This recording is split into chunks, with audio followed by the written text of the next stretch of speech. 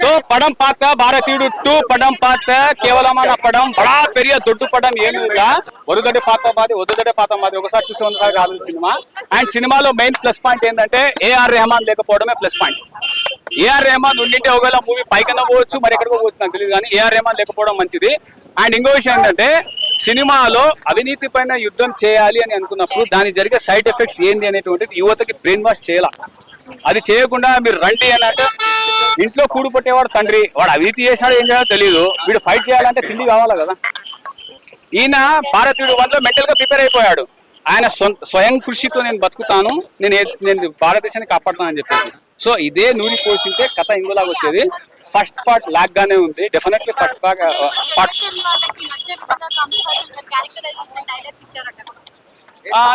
అంతా అని ఏం లేదు. పార్ట్ 3లో ఉంటుంది. ఇప్పుడు ఏదైతే 2025 నేను లేట్ కానలేమ్మా, ఎందుకంటే ఆయన 2025 లో వచ్చేస్తా అన్నారు. మా డాడీ లేట్ అయిపోయాడు, భారతీయుడు 2కి ఉంటే బాగుండేది. So and the hair style ఏదైతే ఉందో పార్ట్ 1లో ఆ హెయిర్ స్టైల్ పొరబడింది. నాకేం నచ్చలేదు, జస్ట్ నేను చెప్తున్నాను అర్థమండి. సో సినిమాలో ఇంకో నెగిటివ్ ఏంటంటే ఒక ఎమోషన్ ఉంటుంది. కంబ్యాక్ ఇండియా అన్నప్పుడు ఒక ఎమోషన్ ఉంటుంది, మెయిన్ ఆ ఎమోషన్ లోపించింది.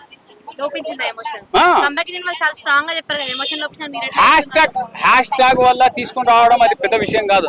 ఏదైనా సరే కమ్ బ్యాక్ అని అన్నప్పుడు ఎంత ఆతృతతో ఉంటుందో ఆ ఆతృత పొరబడింది. మళ్ళీ ఇంటర్వ్యూ తర్వాత దాన్ని లోపం పూరి చేశారు. అండ్ ఇంకో విషయం ఏంటంటే ఒక కథ మెయిన్ అడ్డంగా ఎక్కడ తిరుగుతుంది అంటే సిద్ధార్థ్ తల్లి చనిపోయినప్పుడు కథ అడ్డం తిరుగుతుంది. ఆ ఎమోషన్ క్యారీ కాలేదు. ఫస్ట్ ఆఫ్ ఆల్ సిద్ధార్థ్ ఆ ఎమోషన్ క్యారీ చేయాల, నాకు కూడా కోపం వచ్చింది సిద్ధార్థ్.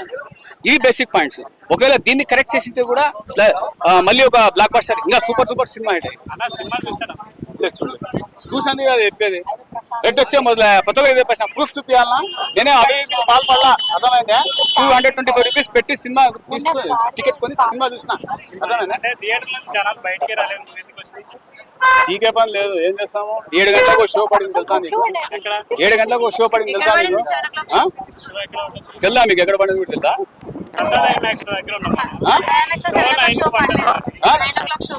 సరే ఇప్పుడు what ever maybe it, if I shown my proof what will you do? నేను చూపిస్తాను.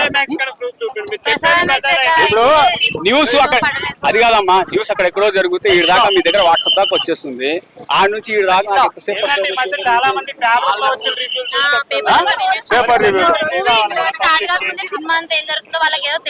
కెమెరామ్యాన్ ఫోకస్ కरो ఫోకస్ కरो.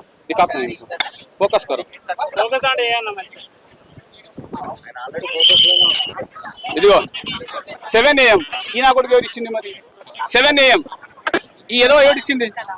7 AM ఎవడమ్మా ఇచ్చింది? నా ఇష్టమయ్యా, రివ్యూ నేను ఎక్కడికైనా వస్తా. నీ కెమెరా పట్టుకొని న్యూస్ కోసం ఎక్కడికైనా వెళ్తావు కదా. నేను కూడా చెప్పిన ప్రోడక్ట్ కొనమన్నాడు, కొన్నాను. ప్రోడక్ట్ గురించి చెప్తున్నా, కమలాస్ అని చెప్పినాడు కాబట్టి ఇది నా కరెక్ట్ థింగ్. ఓకే.